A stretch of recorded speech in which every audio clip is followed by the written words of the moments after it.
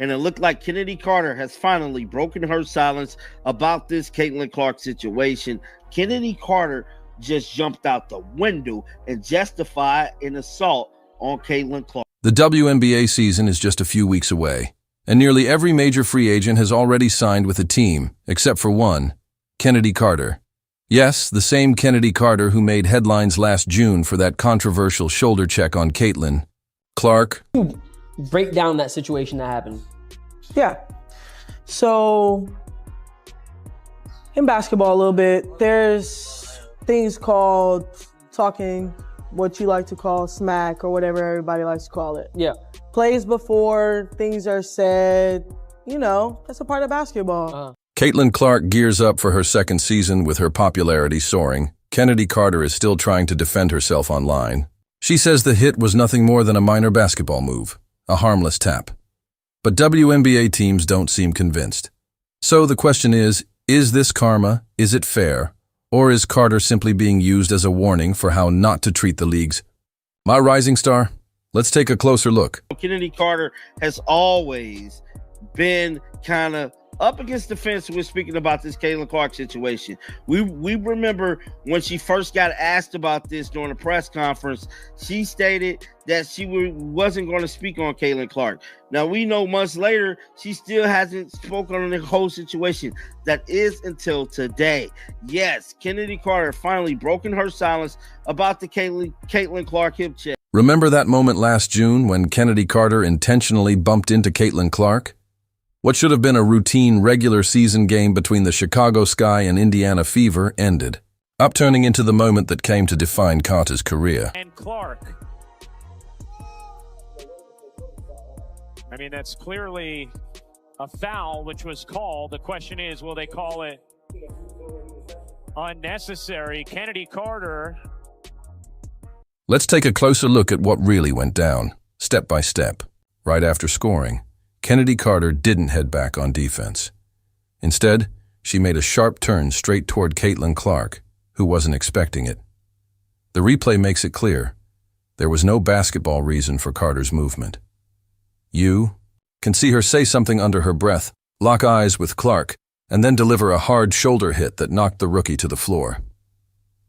To anyone watching, it was obvious this wasn't accidental. It was intentional. So she was signed to the Chicago Sky with Teresa Weatherspoon, with Angel Reese, with Camila Cardoso, and, you know, the rest of the folks. And then we get to the body check. This was originally ruled an away from the ball foul, but it was obviously a flagrant foul. It really upset a lot of people, which really escalated the issue. And it was really just poor sportsmanship on Kennedy's. What really stands out is how the officials first called it just a common foul, something you see all the time in a game. But once they watched the replay, that changed fast. They upgraded it to a flagrant foul right away. The video left no doubt. This wasn't some accidental bump during a play. It was a deliberate off-ball hit that came after the play was already over. One thing pushing Caitlin Clark, and it's another thing blindsiding her. Like, I don't think there's no justification for that. Like, to be honest, we can be honest. Clark's reaction said a lot about who she is. Even after being blindsided and knocked to the ground, she didn't complain or make a scene. She just got up, dusted herself off, and kept playing. No drama, no payback, just pure professionalism. Meanwhile, fans and commentators were outraged. They knew what they saw wasn't just part of the game. It was a clear attempt to intimidate or hurt another player. What little girl wants to grow up and play in a league where you're targeted like that? How do you sit here and profess and demand that everyone take women's sports seriously when you can't even take it seriously enough to not act like a junior high queen on the court? It's stupid. That's so dumb. It looks like a soap opera. This wasn't the first time Chennedy Carter found herself in hot water over on-court behavior. After the incident with Clark, her history of volatility quickly came back into focus. Back in 2021, while playing for the Atlanta Dream, she was suspended indefinitely for what the team described as conduct detrimental to the team, following a heated argument that went too far. Incidents like that had already raised serious concerns about her professionalism and whether she could truly fit into a team environment. Atlanta Dream did suspend her in the middle of the sophomore season, basically saying she was a detriment to the team and the team culture. So then the Atlanta Dream decided to trade her to the Sparks, the Los Angeles. The timing couldn't have been worse for Carter. The WNBA is seeing unprecedented growth, with viewership and attendance hitting record highs, much of it driven by Caitlin Clark's rise. As the league gains mainstream attention, it's naturally protective of this momentum and is putting a strong emphasis on professionalism. In this context, Carter's actions were a sharp contrast to the image the league is working hard to build. What's crazy about all of this, immediately after that push, this is what she said to the media. Kind of on the play before bumping in with Caitlin, it seemed like she turned to you a little bit after the fever I score. didn't answer no Caitlin Clark questions. Did she say anything to you? I don't know what she said. What'd you say to her? I didn't say anything. Carter would later try to downplay what millions had already seen. But by then, the damage was done. The shoulder check wasn't just a simple foul or a bad moment. It was a career-defining mistake that turned her from a promising player into someone teams are now steering clear of. Now, she's speaking out, and we'll dive into that shortly. Basketball is a tough, competitive, and intense sport, but there are unwritten rules that separate hard play from unnecessary aggression. Carter crossed that line in a big way, and the WNBA's response made it clear where the league stands when it comes to protecting both its players and its reputation. I said Chennedy Carter wasn't going to make a WNBA roster. And as it sit, April 20th, training camps start for teams in 7 days. Training camp for a majority of the WNBA start April the 27th. Chennedy Carter is not on any WNBA roster. Want to know why? Because it's Chennedy Carter's fault she's not on any WNBA roster. The unwritten boundaries Carter crossed have left her career on the line, and now she's trying to rewrite the story before it's too late. Just days ago, with training camp fast approaching and no contract in sight, she sat down for an interview with streamer Neon. The conversation has basketball fans everywhere shaking their heads in disbelief. I think a play before, maybe I was elbowed. Okay, that happens. Think the next play down, maybe something was said. And then maybe there was like a little clip of somebody like yelling in my face. And then we go down the court. Then I hit like a little bucket, you feel me? Come down, hit like a little nice little mid-range pull-up.